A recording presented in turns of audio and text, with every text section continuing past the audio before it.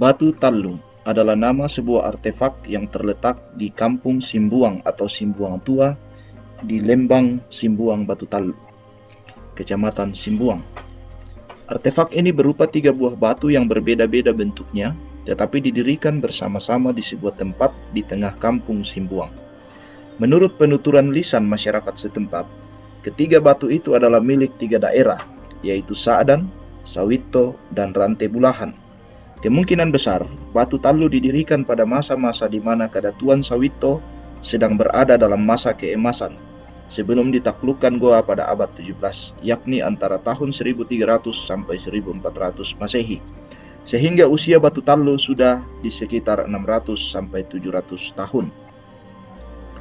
Ada 2 versi yang saling terkait mengenai latar belakang pertemuan tersebut, yaitu aliansi dan kekerabatan. Seorang tetua berujar, Siraribang Patumitu Tondok. Pada masa itu, kampung-kampung saling berperang. Pada masa lampau, perang antar kampung atau antar daerah di Sulawesi Selatan memang sangat umum terjadi, sehingga orang menyebutnya sebagai masa Sikande Bale atau Sianre Bale. Ungkapan yang menggambarkan situasi chaos di mana orang saling memakan seperti ikan. Dalam situasi yang demikian, maka aliansi-aliansi antar daerah banyak yang terbentuk, utamanya melalui jalur kekerabatan untuk saling mendukung dalam situasi perang dengan daerah lain.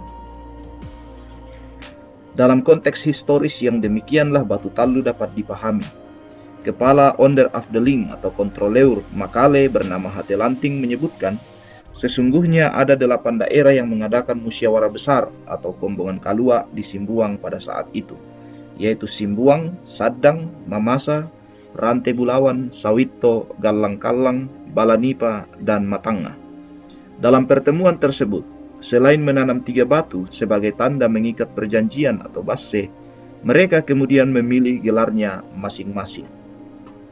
Sawito mengambil gelar Datu atau penguasa, Rante Bulawan mengambil gelar Patawamana yang membagi-bagikan, Mamasa mengambil gelar Limbong Kalua dan akan membantu ketika dibutuhkan, Gallang-Kallang mengambil gelar Eran Bulan atau pembawa pesan emas dan akan membawa pesan ke Sawito, Matanga mengambil gelar Tikana Titingkarua dan akan membawa pesan kepada semua peserta aliansi ketika berada dalam situasi perang.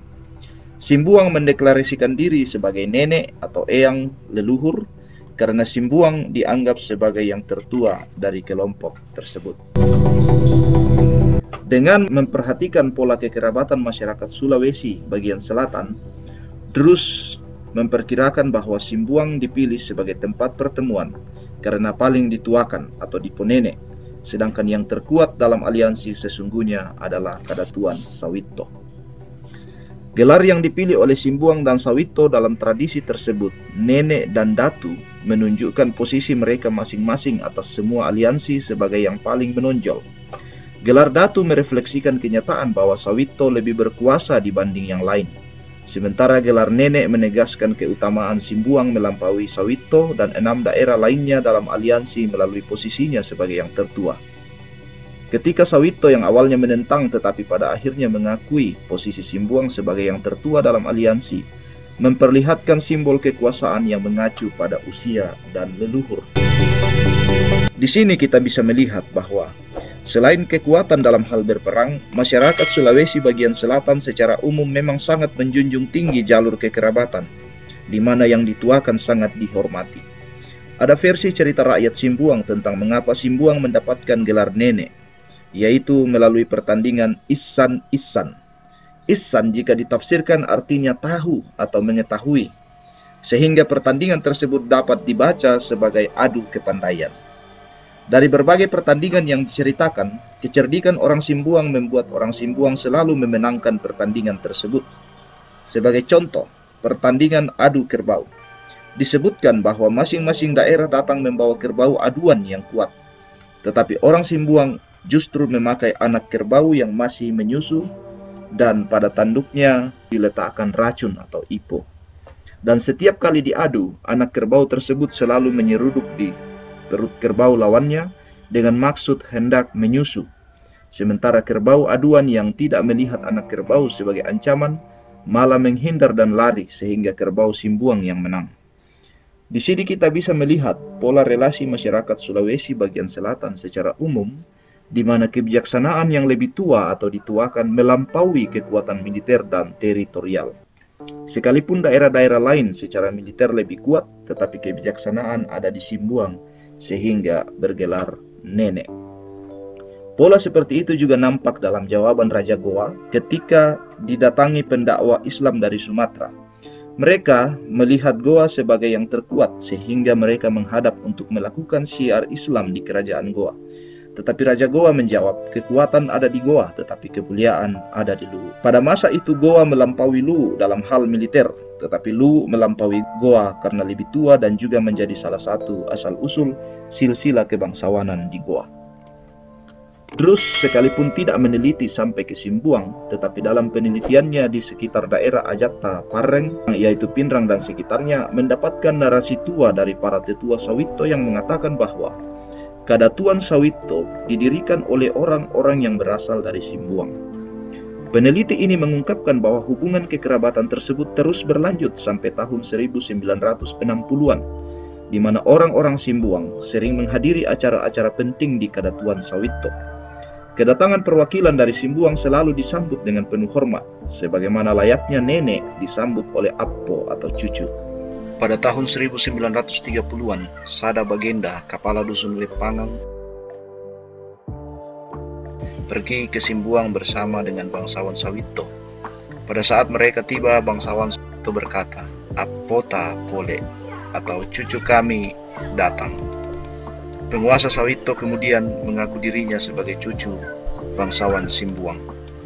Ambo Muli dari Langga menceritakan apa yang pernah dia lihat di pemakaman Arung Langga tahun 1960-an yang dihadiri oleh para bangsawan Sawito, bangsawan-bangsawan dari daerah lain di Sulawesi Selatan, dan bangsawan dari Simbuang, bergelar Parengi. Bangsawan Simbuang tiba dengan kuda, hanya mengenakan sejenis sarung putih yang sampai ke mata kaki, dan selempang bahu berwarna putih. Saat memasuki rumah, bangsawan Simbuang segera duduk dan dia meletakkan kakinya di atas meja. Tindakan ini bagi Ambo Muli adalah untuk menunjukkan keutamaannya atas semua orang yang berdarah bangsawan ketika berada di Sawito, dan juga kepada para keluarga kerajaan dari bagian lain di Sulawesi Selatan, termasuk Bone dan Luwu ketika mereka berada di Sawito. Itangga juga menceritakan cerita dari tahun 1960-an tentang bangsawan Simbuang di Sawito. Menurut Itangga, bangsawan Simbuang yang dipanggil Ambek Datu tiba di rumah Andi Makulau, bangsawan yang tertinggi di Sawito, yang pada saat itu sedang tertidur. Bangsawan Simbuang memerintahkan seorang pelayan untuk membangunkannya. Dan ketika Andi Makulau keluar dari kamarnya, ia memeluk bangsawan Simbuang tersebut dan berkata, "Nenek ta pole, nenek telah datang." Andi Makulau kemudian duduk di bawah kaki bangsawan Simbuang yang merentangkan kakinya dan berkata, "Saya lelah, tolong pijat kaki saya." Seorang informan berbeda menghadiri pernikahan anak Arung pada Kalawa. 3 bangsawan dari Simbuang juga hadir. Saat pernikahan, para bangsawan Sawito selalu menggunakan kata puang saat menyapa para bangsawan dari Simbuang. Sebagai balasan, para bangsawan Simbuang hanya menyebut mereka dengan menggunakan nama asli.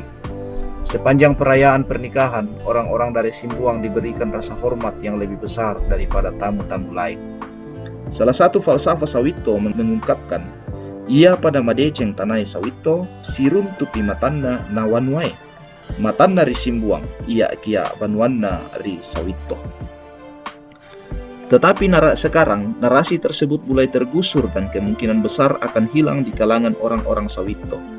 Ada gap atau jarak antara generasi tua yang masih menghubungkan asal-usul mereka sebagai keturunan Simbuang dengan identifikasi oleh generasi terkini yang disebabkan oleh proses pembugisan atau bugisnisasi masyarakat pesisir.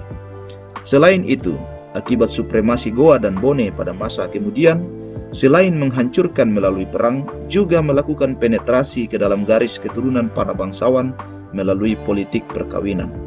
Di daerah pesisir, kerajaan-kerajaan besar saling berebut pengaruh dan menegakkan dominasinya melalui politik 3 ujung, yaitu ujung lidah atau melalui diplomasi, ujung badik yaitu melalui perang, dan ujung kelamin yaitu melalui perkawinan.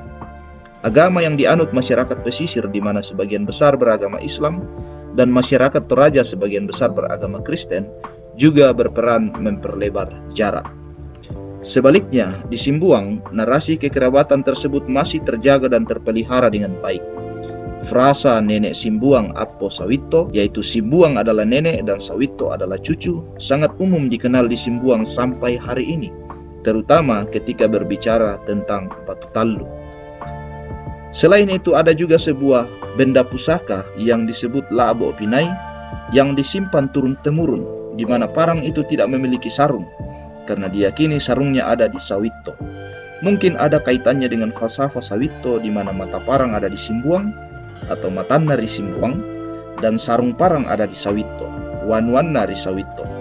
Sehingga falsafah ia panama decek tanai Sawito, sirun tupi Matanna na wanwai, Matanna di Simbuang ia ki abanwanna di Sawito, dapat diartikan sebagai sebuah petuah bagi masyarakat Sawito untuk selalu mengingat dan menjaga hubungan dengan asal-usul mereka di Simbuang, sirun tupi Matanna na wanwai.